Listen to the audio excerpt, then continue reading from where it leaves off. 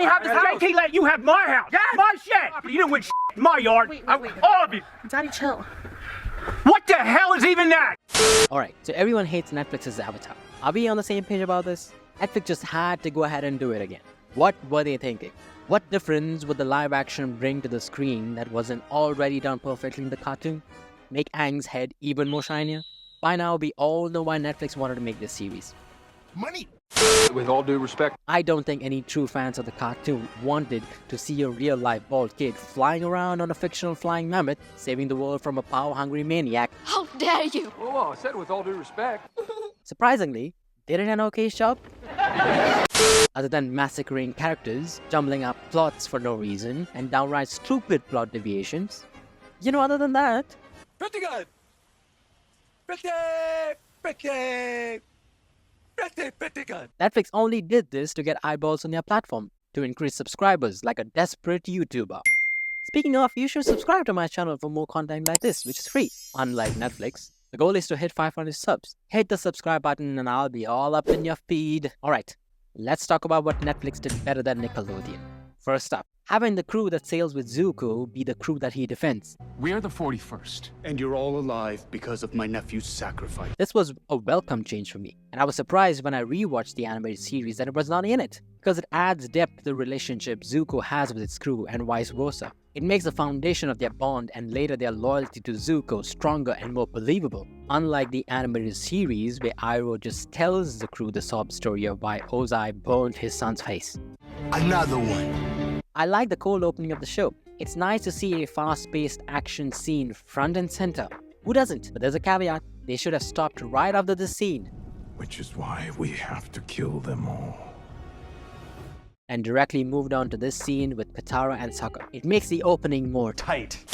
I know that Netflix put all this money and shot this epic fight scene, but they didn't need to show it to us right away. Revealing the right information at the right time is an art, folks. And that's it. That's all the series did right, according to me. That's my opinion! You see, when Nickelodeon came out with the Avatar series, it was an instant hit. It was a goofy show about three friends on an epic journey with a lot of bright colors, cute imaginary animals, and funny expressions. But as I grew up and rewatched it, as one does, I realized that the show is much more than three goofy friends on an epic journey with a lot of bright colors, cute imaginary animals, and funny expressions. It's also about internal struggles, sacrifices, loyalty, endurance, hope, difficult familiar relationships, insecurities, accountability, and so much more. Themes which that very same audience from 2005 can now relate to in 2024. But you don't feel the same thematic weight from the Netflix's live action. So much of its essence has been stripped off. Characters feel like rough cookie cutouts and empty eggshells. Aang is a broody, whiny bitch for no reason. Language. Crying and cribbing about how he wasn't there and wop wop. Not a shred of fun-loving goofy Aang who has to learn to be serious and take accountability. No growth.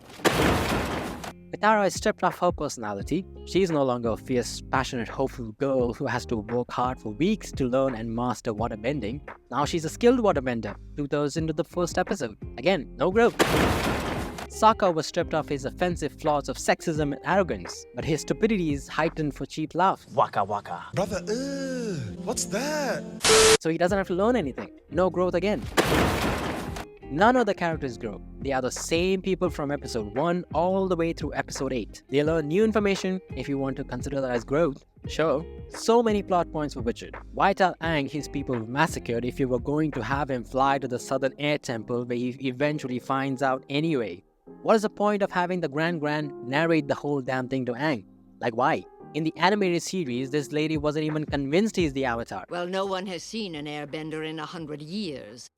I'm not gonna get into it because there are videos out there that explain this much better than I do. I'm just here to rant and waste your time, like the live-action Avatar series. On the other hand, Let's face it, even if Netflix were to make a shot-for-shot remake of the animated series, the audience would have still criticized them for ripping it directly off the cartoon, kinda like Disney's Lion King. Also, most fans would expect a fairly faithful adaptation, but the thing with adapting between mediums is that changes have to be made. Nothing is ever a true adaptation of the source material, and that is a difficult pill to swallow. It's the same reason why book readers never like movies adapted from their favorite books, and I can totally understand that. Adding to the fact that the Avatar is such a short series, 3 seasons, 20 episodes of 25 minutes each, There are only so many tweaks you can make to the source material to make the live action interesting. Whereas One Piece, with its 1000+ episodes, had many arcs to pull from to keep the story fresh and interesting. Another reason why I think so many people were reasonably happy with the live action One Piece is that not a lot of people have watched the source material. And even though a large portion of 90s kids watch anime and or read manga, there's still a huge majority that still doesn't watch anime or even read the manga, and thus couldn't compare it to the live action. And it doesn't help that the anime has over 1000 episodes and is still ongoing. But with the Avatar being such a short series, it's easier to binge. So a lot of people have a reference point they could easily compare with. Overall, I think it's a pretty average show. If you watch the cartoon, then the live action doesn't add any significant value to the IP. If you've not seen the cartoon, then you may enjoy it, and the CGI is not that bad. If you made it this far, I sincerely thank you for your time, and do check out my other videos as well. I can't rely on YouTube to promote a small channel like ours, so do share it with your friends to show support. It does mean a lot. I would love to know your thoughts in the comments below, and as always, I will see you all in the next one. Bye-bye.